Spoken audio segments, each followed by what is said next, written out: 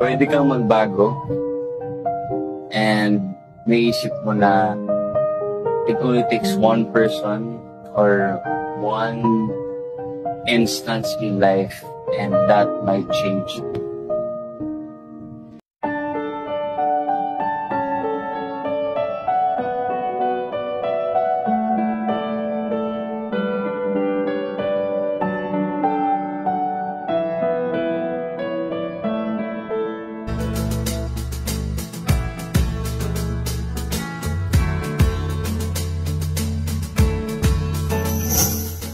Siguro number 1, parehas lang negosyante. Number 2, when I fall in love, I always do my best para makuha ko yung babae.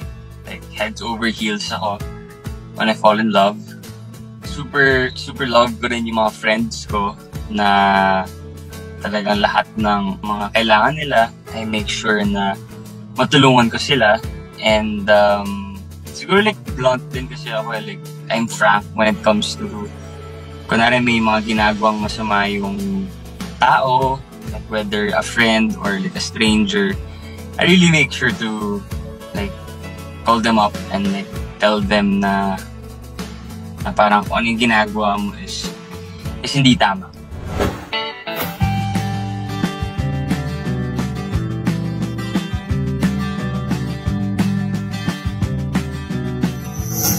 That is very confident when it comes to, you know, like girls, medyo mayabang siya, yun. And I would say I'm more of the relax lang, chill lang, wala, medyo mahihayin ang konti sometimes. So siguro yun yung difference namin.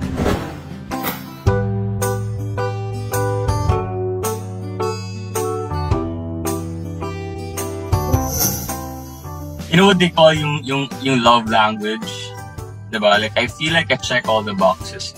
Parang I like the physical touch, I like the affirmations, and like the quality time. Actually, medyo lahat to be honest.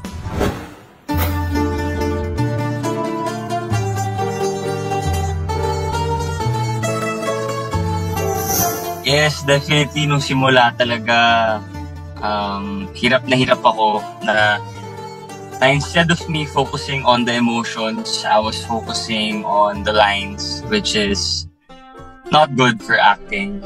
Kasi kailangan talaga nasa in the moment ka lang, like talagang super memorize mo na yung lines. Kasi simula naman talaga lahat mahirap.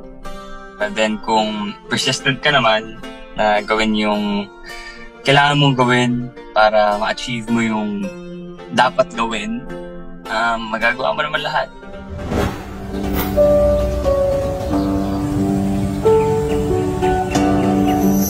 Yung pinaka-favorite ko yung Clay, Tinatangi Kita. Binibining Clay, tinatangi kita. Iniibig kita, binibining Clay.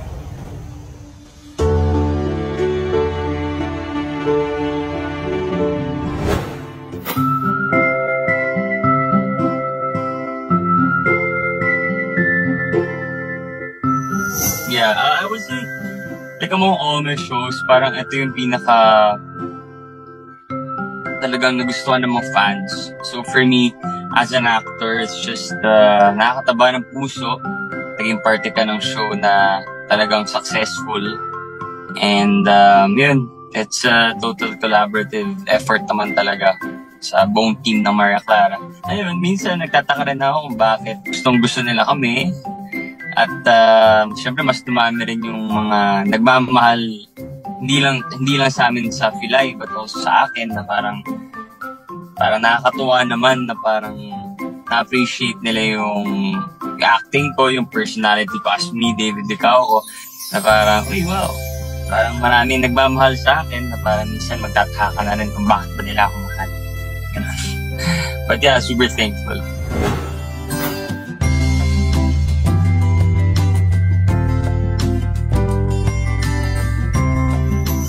Wala. Never namin pinag-usapan ni Barbie kung ano yung nuances na gagawin namin.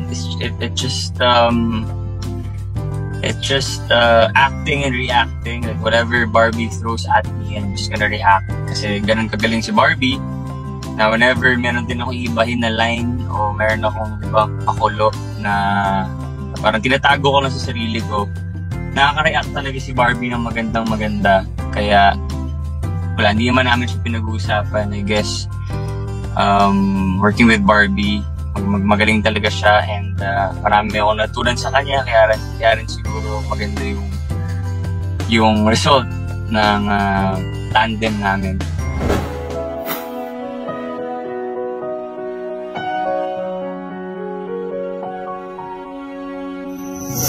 Tagal ko nang hinahanap ang isang katulad mo.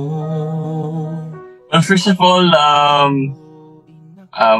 would like to thank you guys, your team, GMA Pinoy TV, for doing that.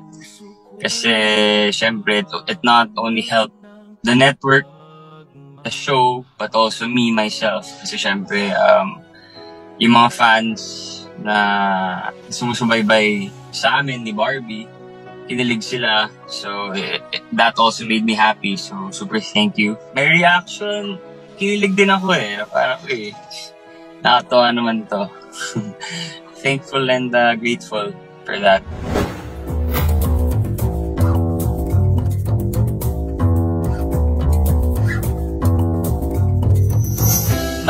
Malaking tulong talaga siya sa mga negosyo ko. Kasi number one, mas dumaming kumakain. At saka, every time na pupunta ako doon talaga, nag-aabang yung mga fans na nakakatuwa. Kasi first time ko rin siya na-experience in my 5 years in this industry. So, nakakataba ng puso na talagang pinupuntahan nila ako na parang para sa kanila na makakain lang sila dun sa restaurants ko. Feeling nila nakakasama na nila ako. So, yeah, very thankful talaga. Malaking tulong yung Maria Clara talaga sa lahat, sa buong pagkatao ko.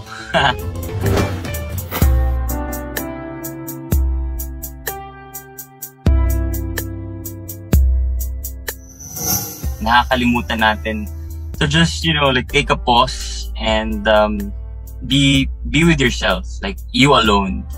So siguro like for me, kailangan mo lang din maging alone so that the creativity comes in. Like ako, what I do is like I give like about 30 minutes a day na parang hindi ako mag-phone, hindi ako kakausap ng kahit sino para lang mas maging creative ako.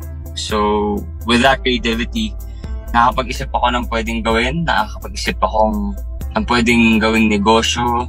So, nakakaisip ako ng kung paano ko ma-improve yung me as a person and, like as a whole.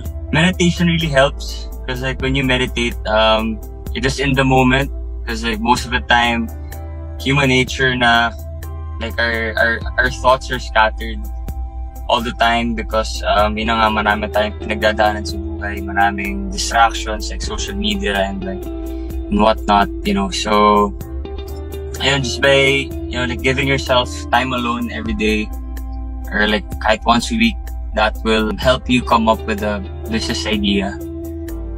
And yun, kapag may business idea ka naman, just do it. Minsan nakakatakot kasi mag-take ng risk.